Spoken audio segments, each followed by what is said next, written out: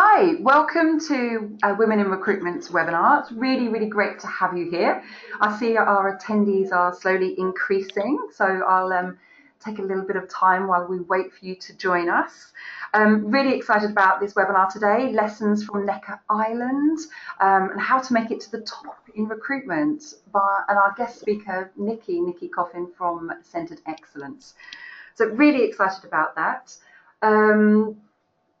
My name is Nicola Malarkey. I'm going to be your host today. I'm chair of Women in Recruitment. So if you have any questions, feel free to ask me later or offline. Just want to check, can you guys hear us? Do you want to maybe just pop a message in, make sure that you can actually see the screen and hear us? If you can just pop a little note in or put your hand up for me, that'd be great.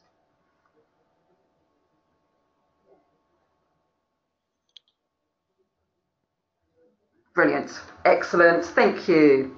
Okay, so before we start, before I hand over to Nikki, what I'd love to do is just give you a quick update with what's happening with women in recruitment.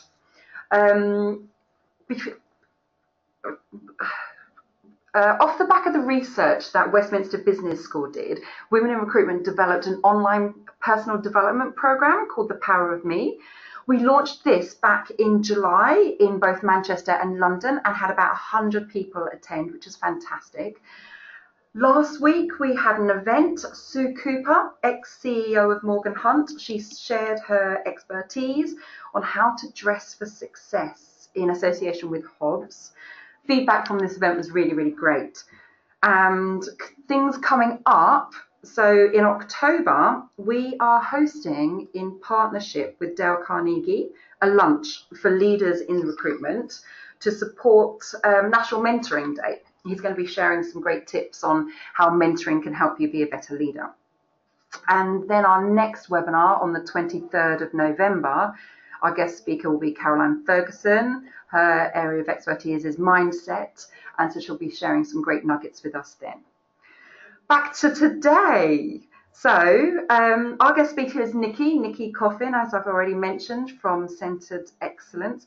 Nikki is a sales and performance coach and trainer.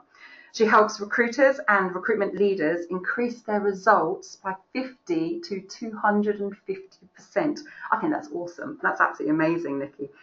When I was first told that I needed to meet with Nikki, I was at an exhibition and I was told to go and find her at this exhibition. The description I was given, she was about yay high, brown hair with a big bag. I just laughed. I did wander around, but no luck. I didn't find Nikki at this exhibition. When we did first talk, what I noticed about Nikki is her amazing energy. Her passion is contagious and she's really authentic. Nikki, I'm really excited about the topic you're going to be sharing with us today. Thank you so much for being our guest speaker, and I'm going to hand over to you now, if that's okay. Well, thank you so much, Nicola. I'm also very excited to be here and to share some gems, hopefully, over the next 35, 40 minutes. Perfect. So, welcome to Lessons from Necker. And earlier this year, I was extremely fortunate to spend a week with Richard Branson and also 20 other hugely successful and amazing entrepreneurs from all over the world.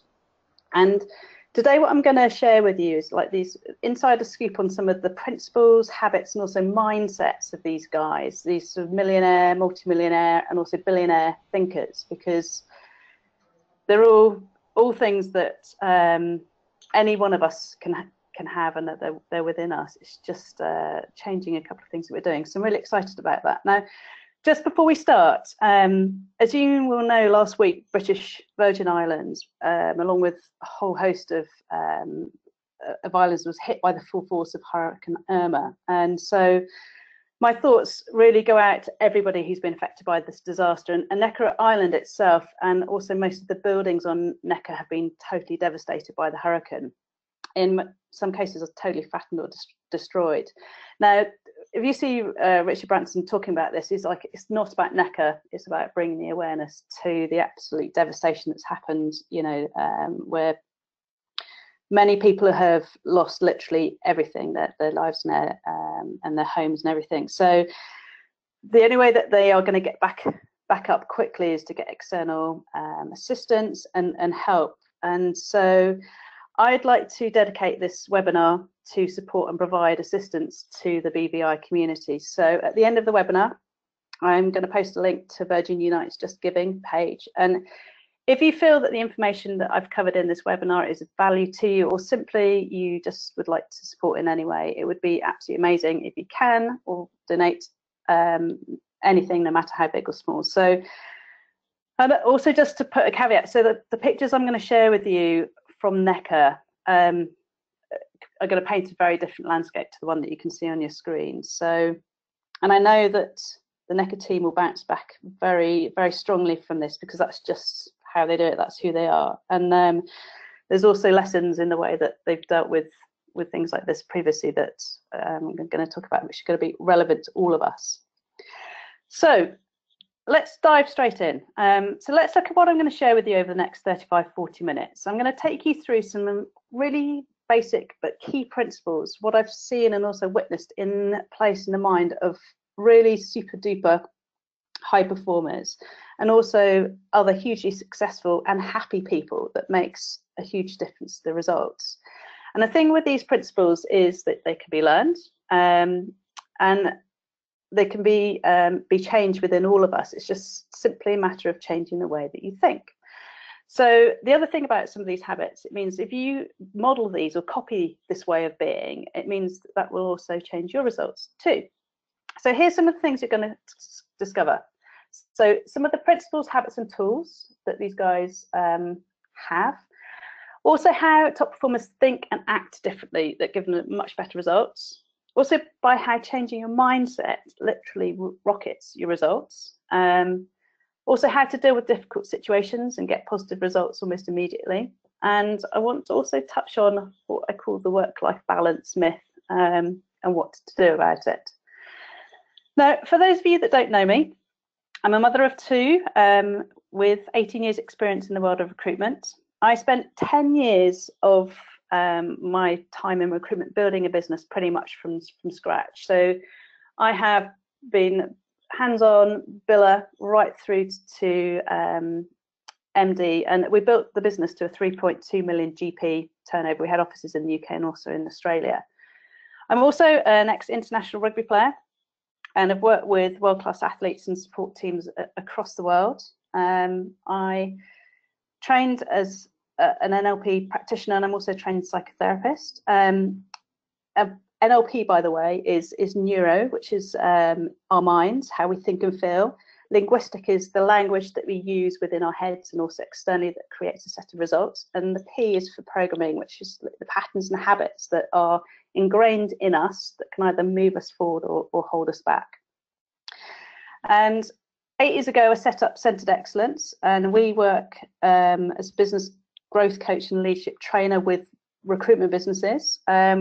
We've got over 300 clients across 7 countries, and I can say I have cracked the code of the millionaire mindset. And you know, but there is another side to this. So I have sort of been there and done it. You can see here pitching to Richard Branson with my big girl panties on, which is like a very attractive photo, but there's a good story behind it.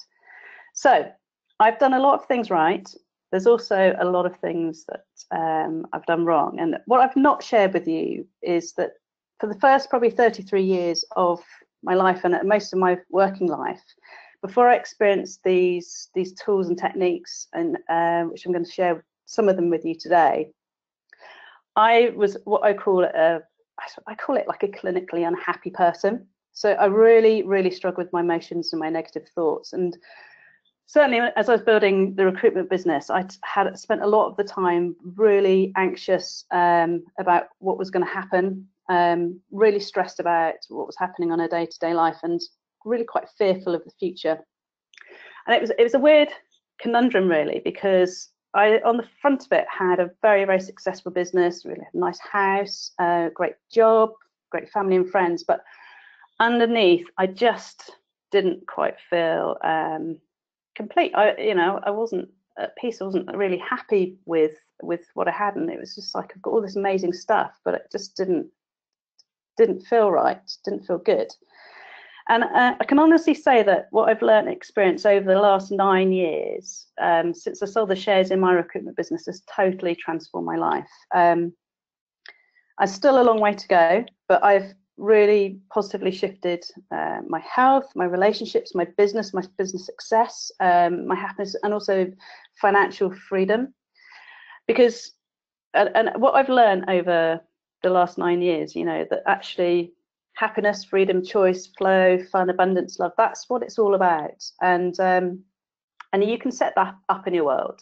It's just a matter of changing the way that you do certain things. And for me, the pinnacle of this journey to date was actually being in NECA with Richard Branson, who was my hero mentor from a very young age, and also these other absolutely world-class, amazing entrepreneurs. So there's some real gems in what I'm going to share with you. So let's dive in straight off into sort of some of these principles. Now, I'm going to put a caveat here before I talk about these, because there's some stuff that you might not agree with at all. There's some stuff that might be verging on controversial. You don't have to agree with all that I say, but I've framed this in a way that is from my perspective and what I think and I've sort of experienced that's going on. So take of it what you will. It's the basics of what's really helped me to create my success, and also the success of the other people that I work with today.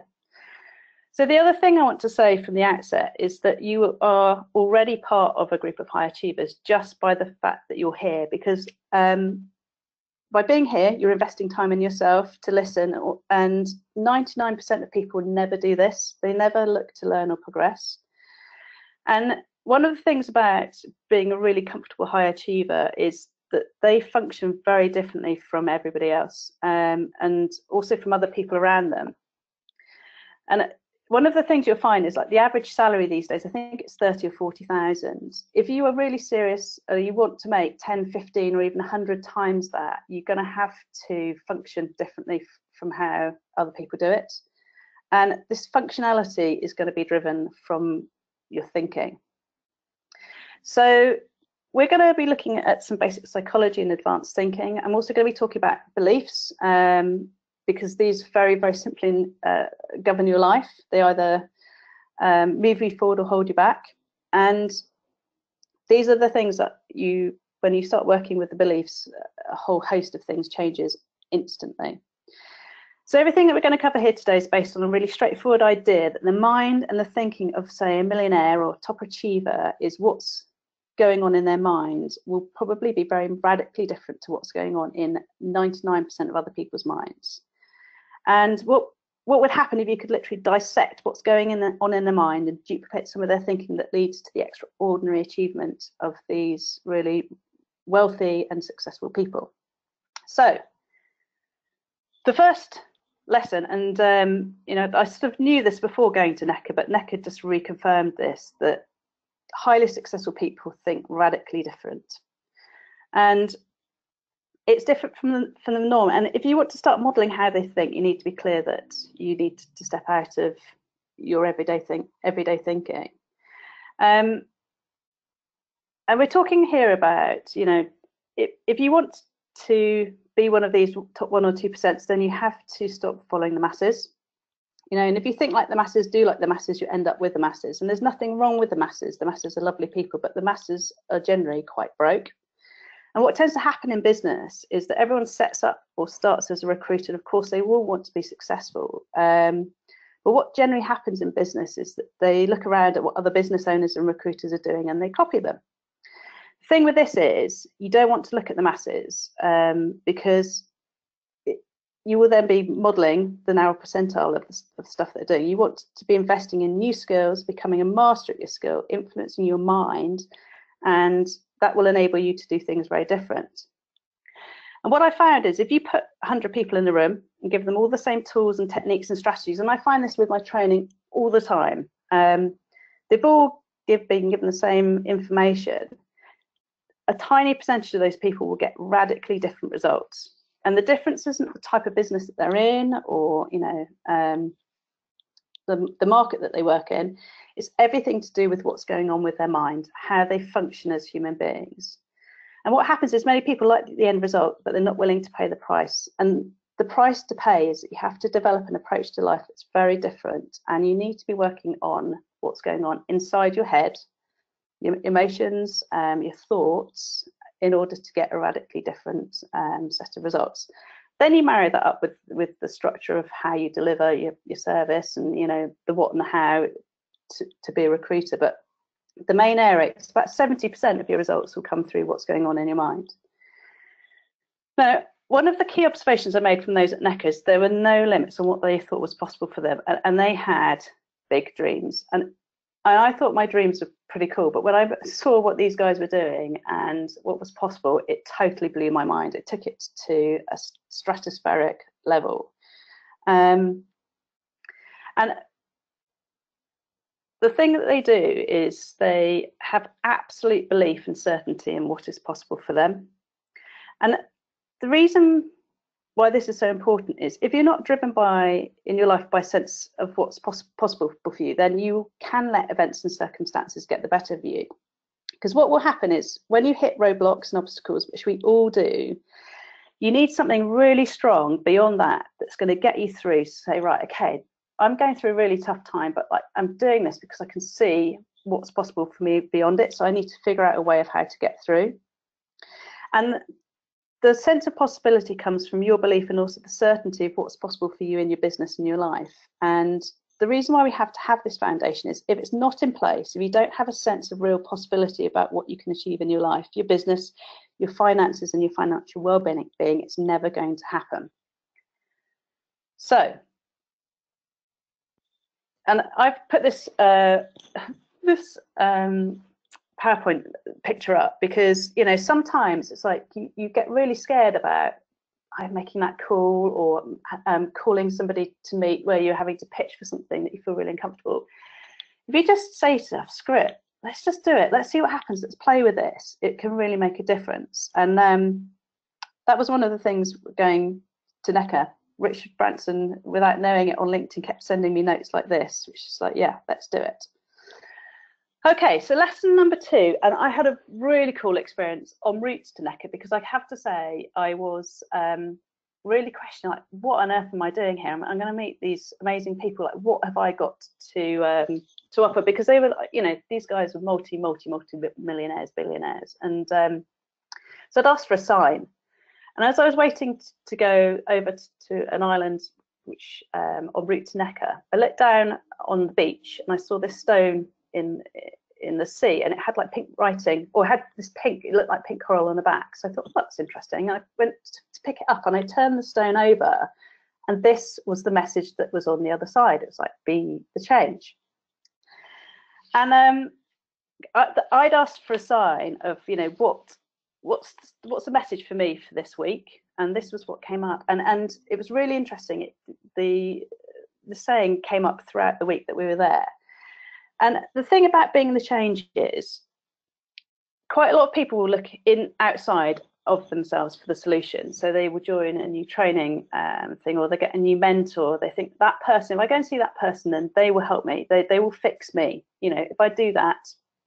But the thing is, the answer actually already lies within you. So when you own it, you are it.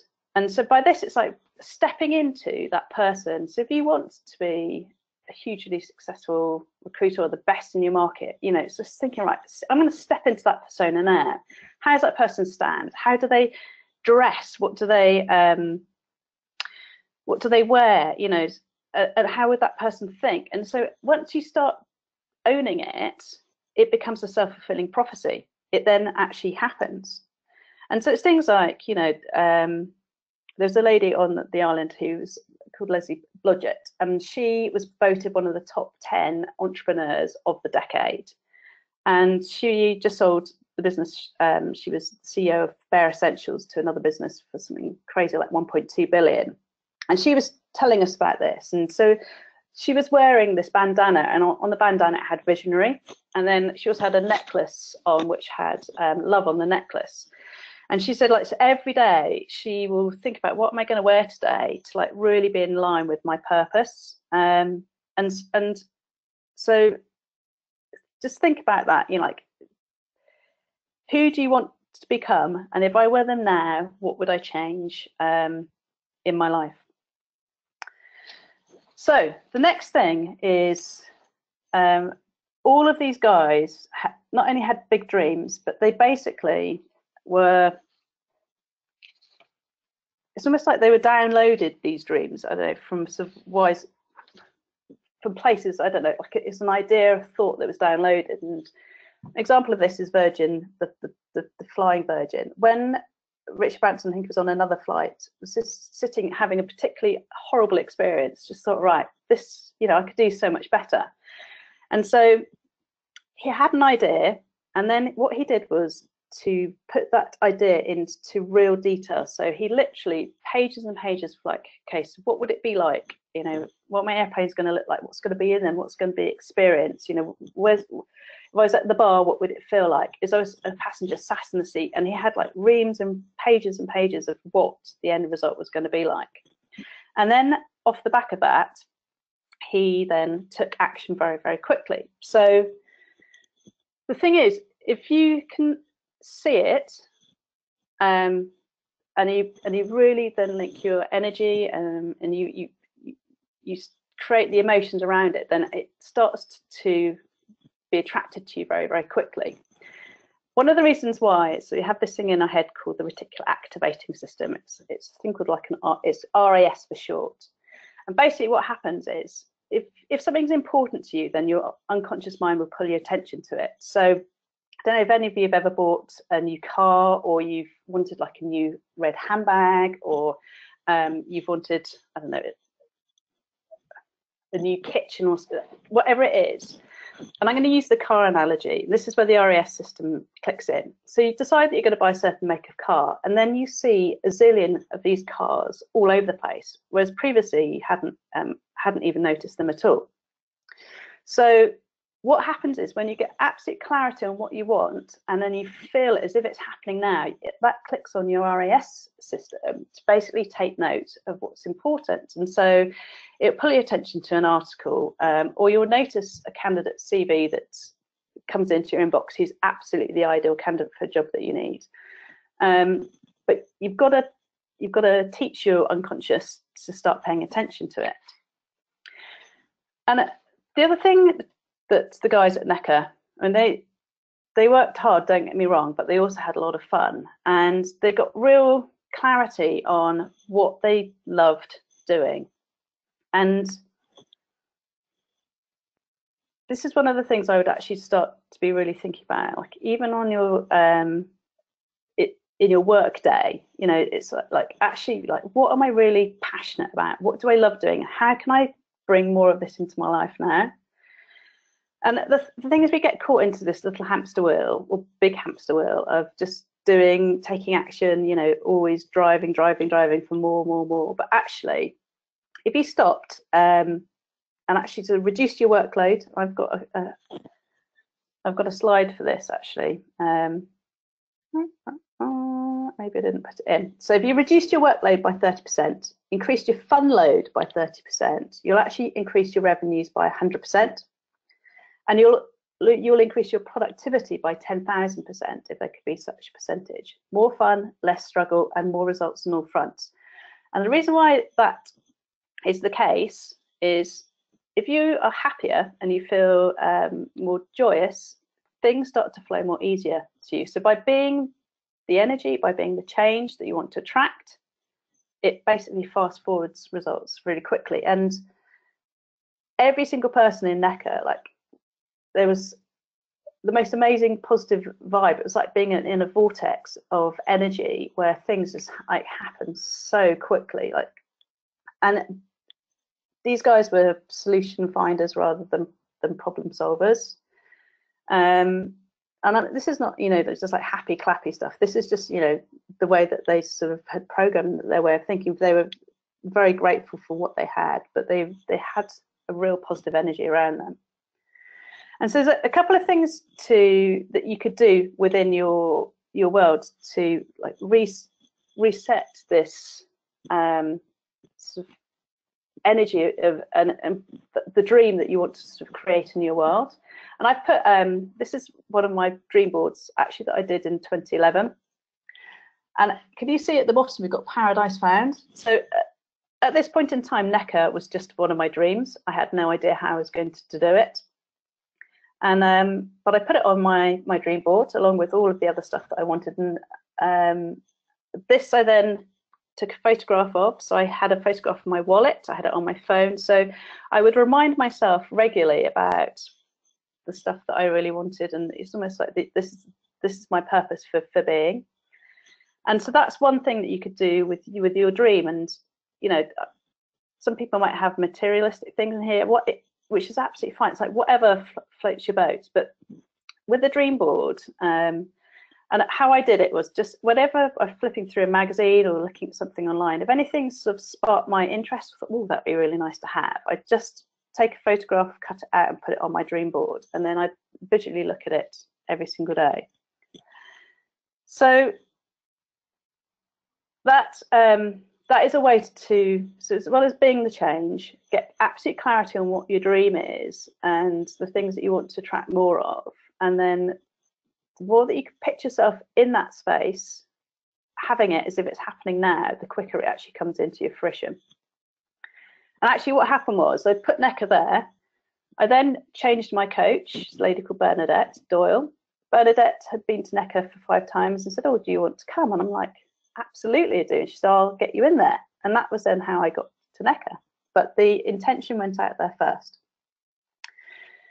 So this then pulls me onto this other thing, which I call work-life balance, or actually the myth that is work-life balance. And this was one of the topics that came up on Necker, like, you know, how do you manage work and life? And basically the guy said, you don't. Your life is your work and your work is your life. So they basically said it's all about being in flow and in balance of both of them. And one of the ideas is that you want then to integrate your work and also your life together. So create structures around you so that you can create the flow as you work. So one of the things, I mean, Richard Branson's a genius at doing this. So he's really into tennis. And this is one of the areas on Necker Island. So whenever he's there and he tries to get to Necker as often as possible, he will play tennis 2 or 3 hours a day, every single day. And he'll combine that with his work. He also kite surfs. So he actually works, I think he gets up at 6 o'clock in the morning, he'll work to lunch, and then in the afternoon is playtime. But he sets Necker up as an environment. So business people come to Necker, other people go to Necker, but he's got his work and his life combined at Necker Island. In this absolutely beautiful, stunning place. And so, you know, think about this in the world of recruitment. So it's things like, you know, if you like to be outside, be walking, or, you know, you might have your phone calls to candidates when you're out taking a walk in a beautiful place, or you might meet your candidates in a really nice hotel where you could also perhaps have a spa before or after. Or if you do a lot of travel, you know, rather than getting somewhere, squeezing it in and then flying back the same day, you might actually look to extend that time so that you actually can enjoy, even perhaps take your family over with you. So you want to look at integrating your work and your life and creating more fun things into what's happening on a day-to-day basis. Yeah, here's my quote. This is so Esther Hicks is a lady I follow avidly. Amazing. She's written some amazing books. And so one of the challenges, or one of the things I would recommend you can doing is looking at what some of the stuff that I've got that I do at the moment that I really hate doing. How can I either delegate it, outsource it, or just stop doing it altogether and bring a bit more fun into my work life? Because more fun, less struggle, more results on all fronts. It just becomes so much easier. So lesson number 5 is big dreams equals add huge value. So what do I mean by this? Well, the guys at Necker, all of them had set their businesses up to solve a problem that they knew that people had. And it was a problem that a lot of people had. So Leslie Budget had this foundation, which is like the main thing that they sold, which was totally chemical free. And it was really good for your skin, and it meant that a lot of people who had issues with skincare products could actually start using it, start wearing makeup. And it's like, then she was really passionate about her offering, and she loved her clients, she loved what she did. And so it was an interesting story, because Bare Essentials, when she joined about 2 years in, was about to go bust. And she was worrying about 3 o'clock in the morning how she was going to pay salaries. And Leslie, by the way, built up from being a salesperson, selling makeup behind the shop floor, right up to MD. And at 3 o'clock in the morning, when she was sat up worrying, an advert popped up on QVC, and she thought, oh, I wonder if we tried that to sell the foundation. And she, at the time, we had hardly any money because we were really struggling. So she literally sort of went out and bought this great big fake diamond ring. I got a new white suit, got my hair done, and basically pitched to this very bitchy woman at QVC. And luckily she was having a good day and gave us a slot. And in that one day, because she knew she had something that could make a real difference, she was passionate about it. And she was also said, I was quite vulnerable in this because I really needed it to work. On that 1 hour slot, she sold $17 million worth of that product. And that's when Bare Essentials really sort of took off. And then she looked at, right, so how can I really connect with my community, really connect with my audience? So she used to personally interact with Facebook. They'd go take buses out into the community, they get people to do demonstrations, and actually all of her salespeople were the people that use her product. But she really learned about her audience, she really connected. And so if we take this concept into the world of recruitment, it's like with your candidates and with your clients, like how can you really connect with them? So it's at a deeper level, so properly finding out about their lives, really becoming caring about them, friends, So one of the things one of my clients does is with their contractors, they will send out sort of a gift, but it's a gift that's really personalized to that person. So if they like motorbikes, for example, they'd send them a gift which is to go and watch and a motorbike Grand Prix equivalent would be. So it's things that have been really thought about, and they really get to know their audiences. And all of the people in Necker were living their values day in, day out through what they were doing business-wise, but also personally. So the advice is to get clear on who you are, what's really important to you. So as a recruiter, what do I want to be known for? Like, I want to make sure that I'm really adding value. So what can you add into your service that's really adding value? If you want to make sure that you are offering excellence, or you want to be really professional, it's like, what are my values? First of all, it's clear what they are. Then how can I take those values out into the world? How can I live these values in my services?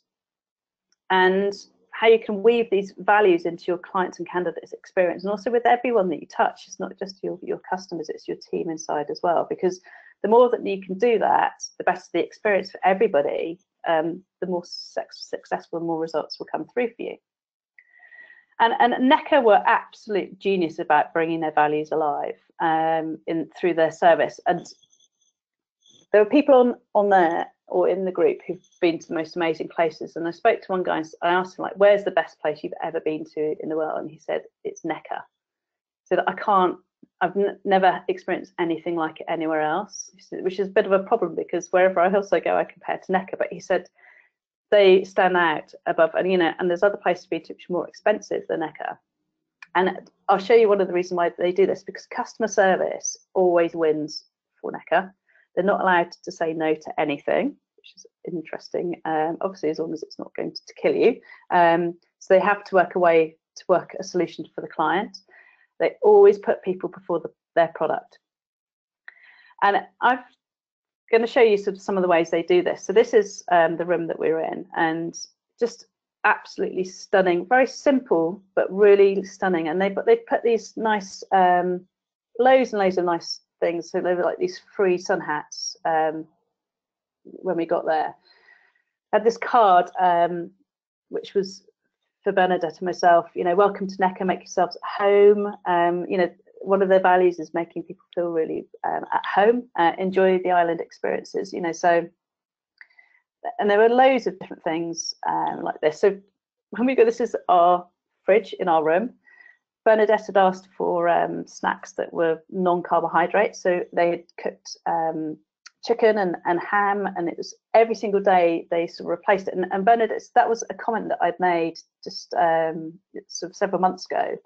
Not only did they remember it, but every day it was renewed. Just as you walk along, there's just these lovely things dotted around the place, which are all linked to their values, homely, you know. As you can see, I'm sure Richard Branson is very spiritual. I didn't ask him about it, but it's all linked around making people feel really at home and having an amazing experience. Put this there. This was just our infinity pool, but everywhere you went on the island, there were lots of different beaches. They'd almost like preempted what you'd need. So whenever we went anywhere, there was towels, there was always insect repellent, suntan lotion.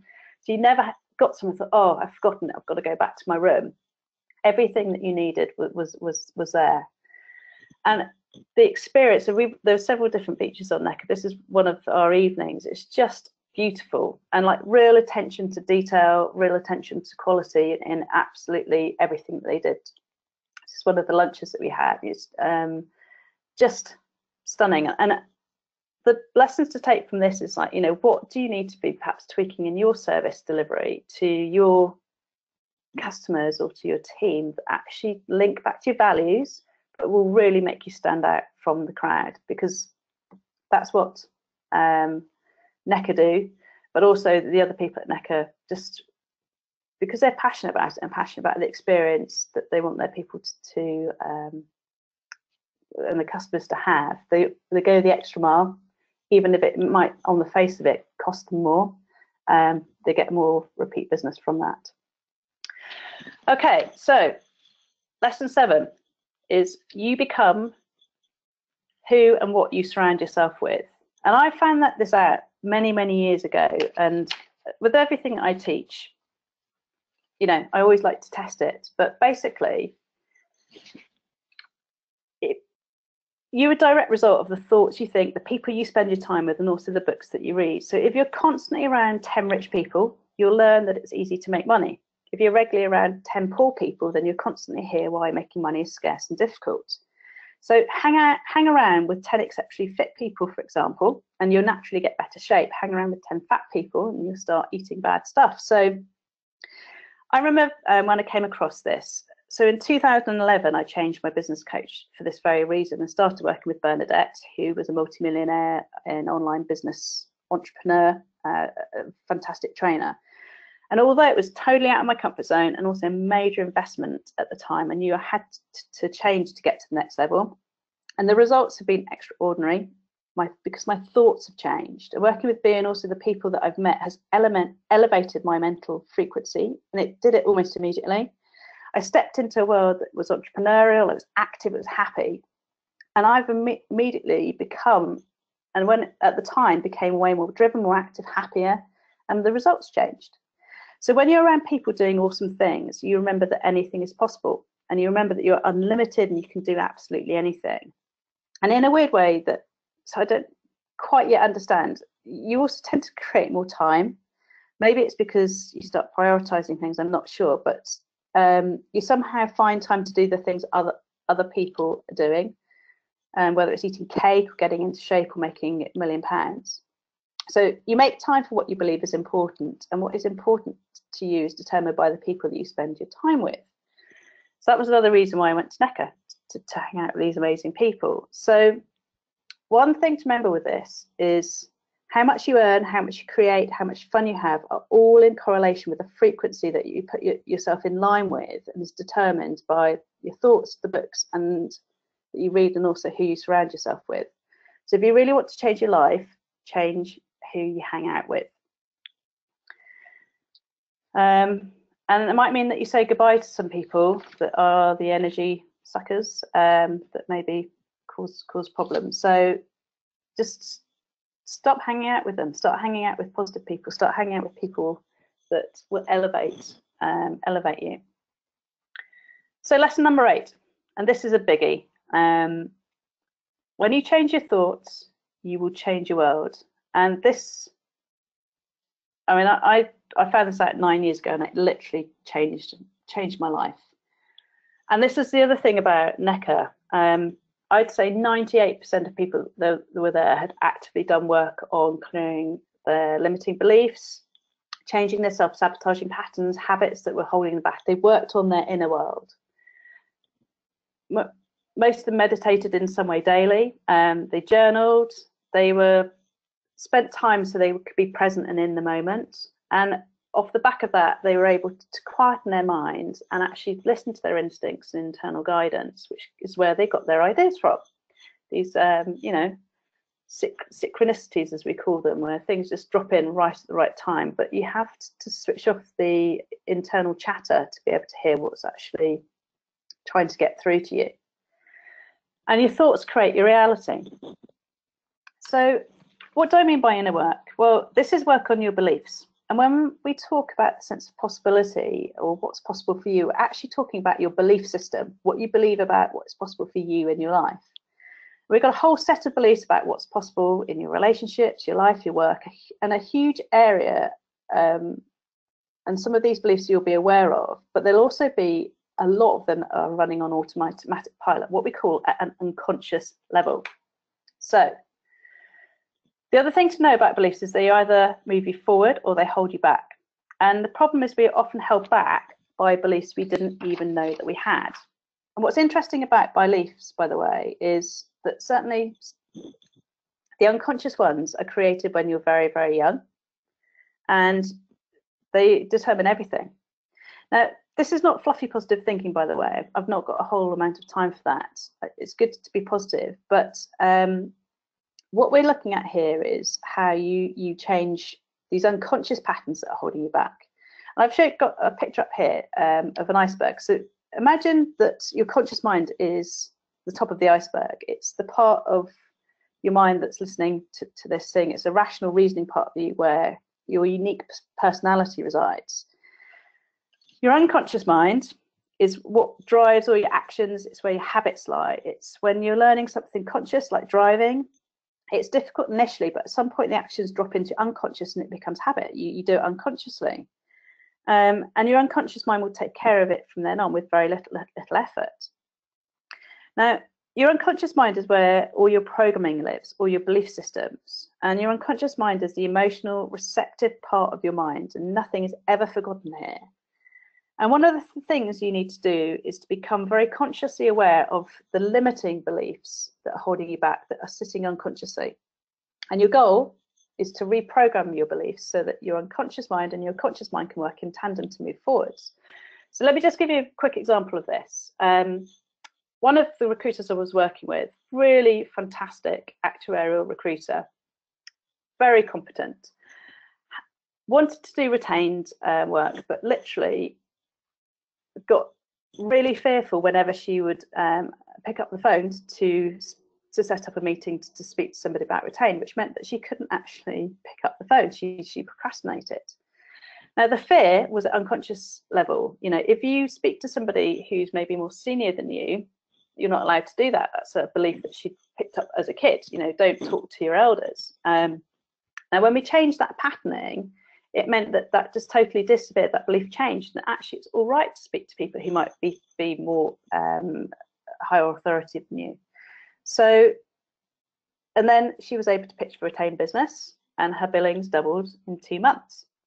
Really simple, but it's not simple. The pattern, you either get somebody who can change it, and you can change these patterns within an hour, sometimes even less than that, 20 minutes, or you can do them yourself and sort of change that pattern by acting differently.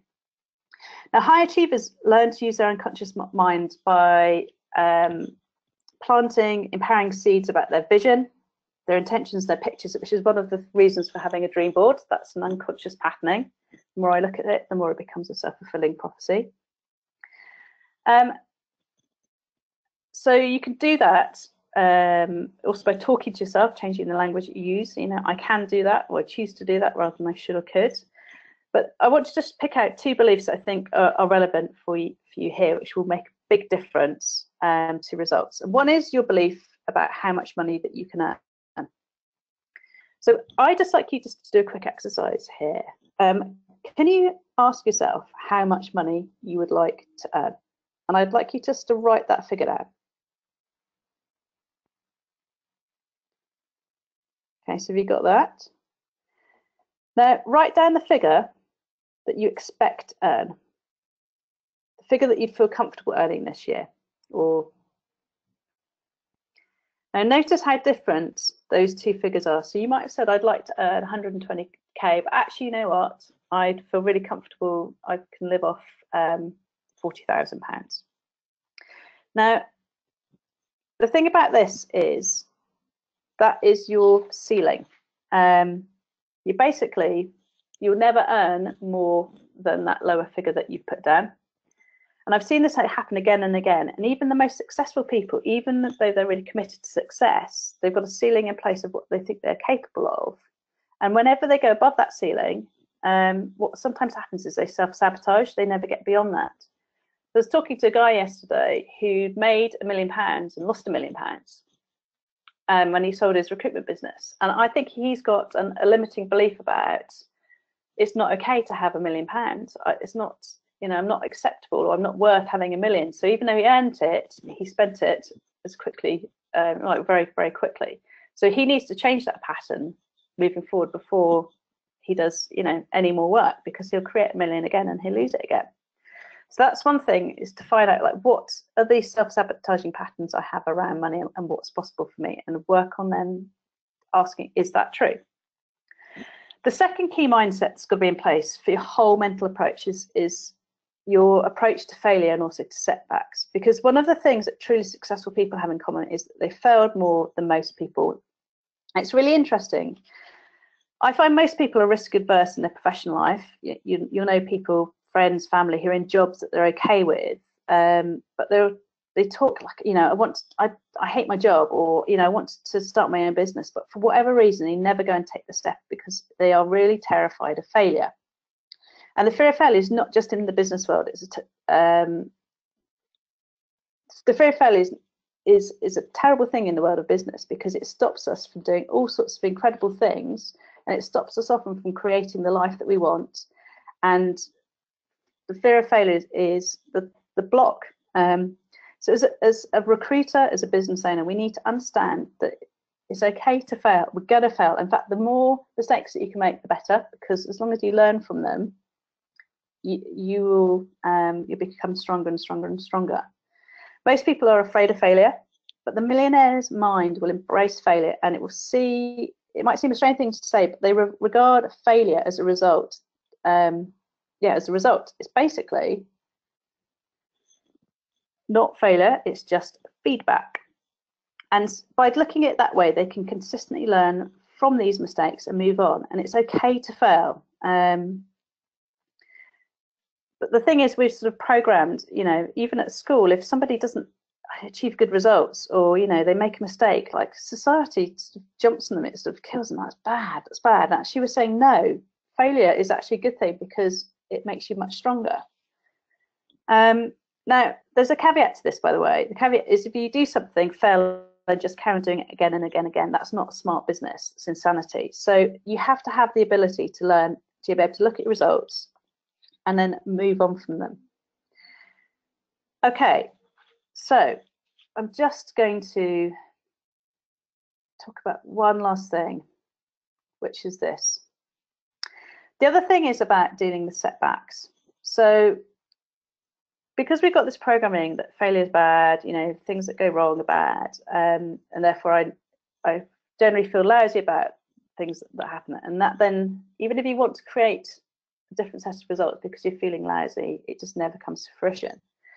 So one of the things to remember is, if something goes tits up or goes really bad, you just know that you can choose how you react to that situation. No matter what's happening, no one takes away your fundamental choice to how you react. So choose a response for yourself that's more important, that's more useful for you. And I'll give you a really quick story on this. I had a guy who was in one of my training sessions, and we're talking about this thing where, you know, you take responsibility for everything in your world. You can choose how you react to situations. At some level, you've created them yourself. So therefore, if you don't like them, you can uncreate them or recreate them as you want. And he said, I don't see how that's a good thing. He said, here's a scenario. I had a candidate on final offer. It would have triggered off a promotion, high percentage commission. I'd have got the consultant of the year, because I've literally already maxed out my credit cards because it was a dead set candidate taking the offer. And on the morning that the guy was due to go and to accept it, I got a phone call from the MD, and he said to me, Nikki, I'm sorry, can't offer your candidate because the guy who's due to hire him had a heart attack last night and died. And Chris, the guy, said, literally, that happened 2 days ago, and I literally haven't been able to focus on anything else. I've just lost everything, and I can't get my head around it. So I said, right, know that you can choose how you react to this situation, and I choose a response that is more useful for you.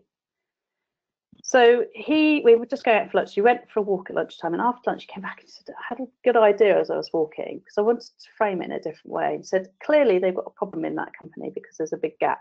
So he said, I've called the CEO and I've said, can I have a meeting with you because I can help you? Anyway, 4 weeks later, back in the training room, I said, Chris, how have you got on? He said, you'd never guess what happened. So he said, I went to meet the CEO. We ended up helping him with the gap that was there, and my candidate got offered as well. So I've ended up making 2 placements off the back of this tricky situation. And he said, by just changing how I chose to react to the situation. So remember, it's always down to you. Be it cause, know that you can change how you react to a situation and choose a better thinking or feeling way that is better for you. So that is almost the end. There's just one thing I wanted to share with you. We're talking about the guys that journaled and, you know, like contemplated were in the moment. This is one of the poems that the guy who led the group actually wrote whilst we were in Necker, and it's really relevant here. So he said, trust the universe has even more in store for you than you can imagine. Trust the divine timing. Trust your crazy ideas. Trust your wings will grow when you leap. Trust your nature. Trust that you've been encoded with a cosmic alarm clock. Trust the signs, symbols, and synchronicities sent to you. Trust the co-conspirators catalyzing your conscious evolution. Trust the perfect unfolding of your understanding, and trust your divine connections. So, just, even if you don't know, trust that there's something amazing on its way to you. All you need to do is to get out your own way. But just notice the signs and symbols and spend that time each day by just quietening your mind and doing something that's fun, which then allows your mind to quieten down. And that's what I'm going to leave you with. So, as I said right at the beginning, if you have found this enjoyable and hopeful, and you would like to help the guys over in the British Virgin Islands community, here's the link. And even if, no matter how big or small, anything will be gladly appreciated. So that is it. Are there any? Oh, hang on, one more thing. Talk about being the change. It's a bit naughty, but these are Richard Branson's tennis shoes, because we thought, actually, if we could say we stepped into the shoes of Richard Branson, that'd be pretty cool. So this is us. This is me wearing his shoes. Brilliant. So any questions? I love it, Nikki. It's absolutely fantastic. I have to say, your number 2, be the change. I got goosebumps when you said that. It went all over me. And I love the not failure, it's feedback. It's brilliant. And choose a response that's more useful to you. I like the way you've put that. I like the way you've said that. Just seeing if there are any questions coming through. Anyone got any questions before we close up today? That was brilliant, Nikki. Absolutely fantastic. Thank you so much for sharing all your learnings. It was really nicely shared and concise. I think just one thing that's just popped into my mind there. Like we're programmed that by doing and taking action and being active is the way forward to to being hugely successful. And there is an element, you have to have that, but you've also got to have this element of fun and quietness in order to, and so when we're taking action, we talk about taking inspired action. If it feels right and it's something you want to do, take the action. If it's something you don't want to do, or like you feel like you're forced to do it, then just don't do it. Say no. So it makes life so much easier. I completely agree with that. If there's something you don't want to do, and you'll always find a way to procrastinate, or that when you do it, you'll look back and go, oh, that wasn't the right thing to do. A number of times it's happened to me. But I'm not sure there are any questions coming through just yet. Oh, yeah, there's one. Will we get a copy of the slides? So a copy of the webinar will be put in the member area for women in recruitment. Sorry, along with the slides? Along with the slides, yes. If I was going to say, if anyone's interested in connecting with Nikki directly, it might be worth just like make a little comment in the notes, and then Nikki can follow up on that. And if you're interested in, if you're a member of Women in Recruitment, we'll be sending out invites to the next events, workshops, webinars, that sort of thing. So you don't need to worry about that. But if you're not members of Women in Recruitment, then again, pop a note in the comment and then we can get in contact with you, or go to our website, so womeninrecruitment.org. Or contact Blondell at womeninrecruitment.org and we can follow up on that. A couple more questions have just come through. I don't know if you can see them, Nikki? No, not yet. If you can read them out, that'd be great. I can. How would you change someone's mindset who has a limiting belief that if it's the sector they work in that's actually holding them back from making money? Okay, great question. So the thing about beliefs is, imagine it's like a table with 4 legs. You can know who you're talking. Can you hear me? Yeah, it's from a vet. You know who you're talking to. All right, cool. Hi, vet. So all you need to do with the beliefs is like just start to knock out the fact that they're actually true. So if you think about when you stopped believing in Father Christmas, it was like immediate. You just, I'm sorry if that's killed anybody's. Father Christmas, unfortunately, she's not real. But there was a time when you realised, and it just happened. You're like, oh my goodness, he's not true. Same with beliefs. So if you can start to show that this isn't true, and so what I would do is ask, and if there's anybody else in your actual team who actually is achieving really, really good results in that market, like how are they doing it? But also then look at the wider market. If so who else do you know who actually is achieving that? Or let's look at some other people. What I would say though is I think that's a bit of a red herring. It's a bit what we call smoke screen, because they are perhaps struggling with what and how they should be doing it that was to give them results. So they're saying that it's not working, but we know that's not true. So I would look at, right, well, what's stopping you? How are you getting stuck? And if you can create an environment which is really safe for them to have that conversation, like, what are they worried about? What's really the problem underlying it? The market, and look at their process. So yeah, it will be how they are doing their job, and I'd start to dig down into more detail, looking at where in their process are they getting stuck. Is it because they're not doing enough calls up front, or they're not being detailed enough on their process? And so give them examples of other things, but also actually sit down and show them how they can get started. It's a bit like that's great. Yeah. Yeah. No, fantastic. Yvette's commented, says, okay, great, thank you, that makes sense. So, no, that's cool. Brilliant. I think we're going to have to wind up, Nikki, because we're already half past. But no, thank you so much for presenting for us. The information was wonderful. And we'll connect afterwards. And if anybody else wants to find out more about Nikki, then connect with her, or Women in Recruitment. That would be great. Until the next webinar in 2 months. Did you have anything you wanted to finish off with, Nikki, or are you okay? No, just like really be the change. Love it. That's all you need to do, and everything externally will change without you doing anything. It's very powerful. I love those Yeah. words to finish with. Lovely. Thank you, Nikki. Thanks, guys. Bye Take bye. Bye bye.